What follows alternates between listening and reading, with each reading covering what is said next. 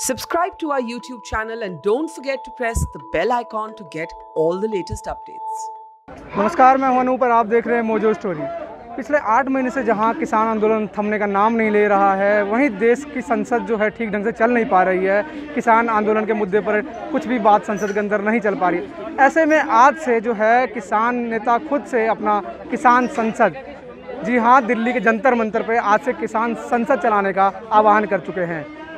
आइए हम बातचीत करते हैं, जानते हैं किसान संसद में किस तरीके की बातें होंगी, क्या क्या बातें होंगी, कौन कौन लोग यहाँ शरीक होने आएंगे, तमाम जानकारी लेते हैं यहाँ के नेताओं से। ऐसा नहीं करो, देखो सबके लिए है। अब ये नया कुछ आप कर रहे हैं, इससे क्या निष्कर्ष निकलने वाला है? इसमें जनता का और संसद का ध्यान आकर्षित होगा और हमारी मांगों के ऊपर गंभीरता से विचार करेंगे। कैसे कैसे आप ये प्रोसेस जो है चालू करने वाले हैं, क्या क्या चलने वाला है इसमें स्पीकर होंगे, डिप्टी स्पीकर होंगे और जो 40 कानून मजदूर विरोधी, 42 कानून किसान विरोधी बनाए गए हैं, उस पर बिंदुवार चर्चा होगी। Thank you. कितने संगठन टोटल जो है इसमें? 580 संगठन के 3-3 प्रतिनिधि बारी बारी से रोज चेंज होके आएंगे। सरकार से जो आपकी बातें अभी बंद है, लगता है इस संसद के माध्यम से आपकी बातें दोबारा चल सकेंगी?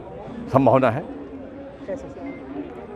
सरकार पर दबाव बनेगा, सरकार वार्ता के लिए बात होगी, बुलाएगी। सर, एक चीज़ और हमने देखा कि जहां यह किसान की संख्या है, उससे कई गुना ज़्यादा संख्या पुलिस की है यहाँ पर। 25 कंपनियां बुलाई गई हैं। सरकार कितनी कमज़ोर है, डरी हुई है कि 200 किसानों से।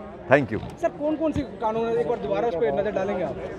कानून तो 40 अलग हैं, 42 अलग हैं, उनको बताना संभव नहीं है। तो आपने बारे पहले रमिंदर सिंह पटियाला, मैं कीर्ति किसान यूनियन से संबंधित हूँ और एसकेएम के लीगल सेल की टीम का भी मेंबर हूँ और खर्चा कमेटी का भी मेंबर हूँ। सर, लगातार पिछले कुछ महीनों से आप लोग जो है लगातार धरना कर रहे हैं, काले कानून को वापस लेने की मांग कर रहे हैं। आज क्या नया स्पेशल करने वाले हैं? हम लोग आज ये बात उठाना चाहते हैं कि जब तक संसद में बात चल रही है, वो एक बहरी हुकूमत की संसद बन चुकी है। उसमें अपोजिशन पार्टियों को एक पीपल व्हिप जारी किया कि आप आवाज़ उठाएं वहाँ पे। ये गवर्नमेंट सुन नहीं रही है किसानों की आवाज़।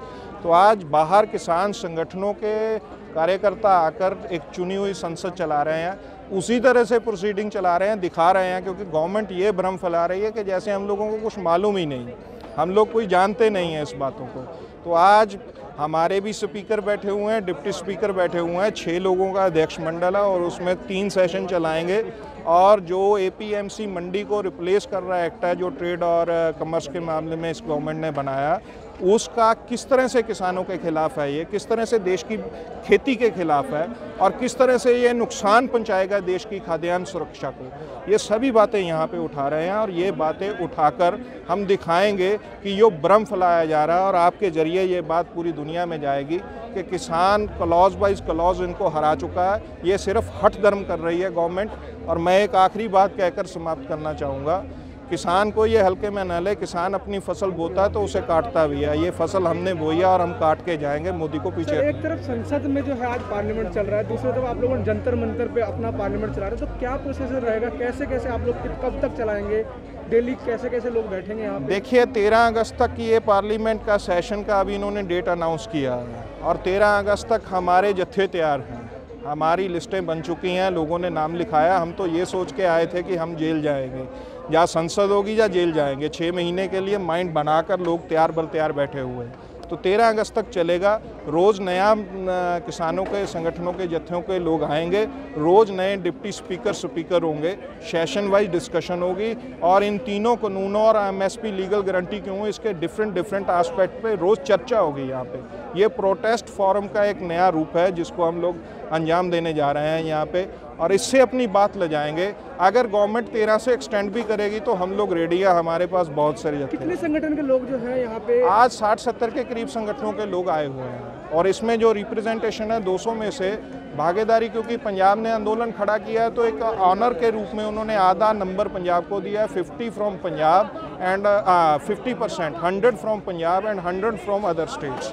So that is the composition of today's parliament at here.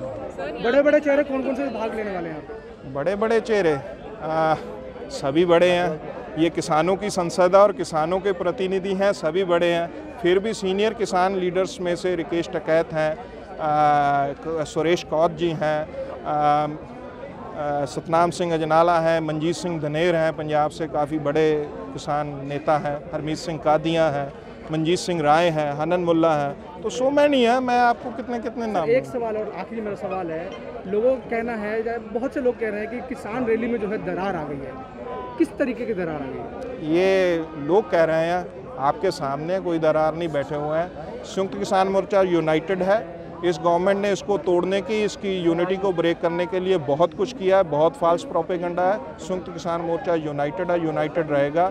जो कोई भी संयुक्त किसान मोर्चे की लाइन से मतभेद रखता हुआ दूसरी तरफ जाएगा, या मतभेद अंदर रहते हैं वो रहेंगे, लेकिन अगर जो हमारी लाइन को वायलेट कोई करके जाएगा तो वो हमारे साथ। ऐसा मैंने इसलिए कहा सर, क्योंकि जब स्टार्टिंग में पहले दौर की दूसरे दौर की मीटिंग चली थी विज्ञान भवन के अंदर, तब बहुत से जो है किसान नेता सामने आए थे, लेकिन अब लगभग सिर्फ एक ही नाम चल रहा है, राकेश टिकैत। नहीं, ये बात खुद राकेश टिकैत कह चुके हैं, मंच भी वही, पंच भी वही। तो इस आंदोलन की चेहरे नए, अरे चेहरे सर, बहुत से चेहरे हैं। हम समझते हैं कि राकेश टिकैत भी एक चेहरा है, और पंजाब में 32 संगठनों के नेता भी एक चेहरा है। ग्राउंड पे स्टैंडिंग है उनकी, पंजाब में पीजेंट मूवमेंट की, डेमोक्रेटिक मूवमेंट की एक हिस्ट्री है। Don't ignore that.